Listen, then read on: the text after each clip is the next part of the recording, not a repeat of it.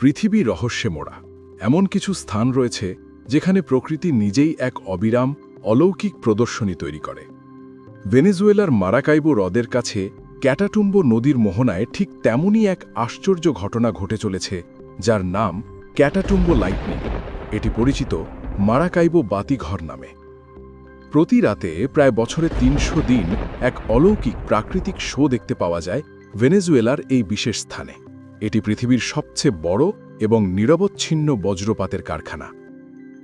কিন্তু কেন শুধুমাত্র এই স্থানটিতেই এত ঘন ঘন বজ্রপাত হয়? বিজ্ঞানীরা এর নাম দিয়েছেন ক্যাটাটুম্বো লাইটনিং। প্রতি মিনিটে প্রায় ২৮০ বার ঝলসে ওঠে আকাশ, যা ঘন্টার পর ঘন্টা চলতে থাকে। এর পেছনে রয়েছে এক অদ্ভুত ভৌগোলিক কারণ। ক্যাটাটুম্বো নদী যেখানে মারাকাইবো লেকে মিশেছে, সেখানেই এই ঘটনা ঘটে। আন্দিজ পর্বতমালা থেকে আসা ঠান্ডা বাতাস লেকের ওপর থাকা উষ্ণ ও আর্দ্র বাতাসের সাথে ধাক্কা খায়। এই সংঘর্ষই তৈরি করে বিশাল বিদ্যুৎ ভরা মেঘ। আরেকটি গুরুত্বপূর্ণ কারণ হল এই অঞ্চলের জলাভূমি এবং তেল ক্ষেত্র থেকে উৎপন্ন প্রচুর পরিমাণে মিথেন গ্যাস।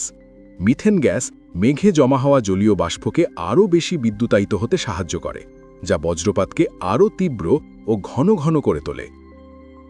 বজ্রপাতের ঐতিহাসিক গুরুত্বও আছে। একসময় নাবিকেরা একে তাদের লাইট হাউস বা আলোকবর্তিকা হিসাবে ব্যবহার করত।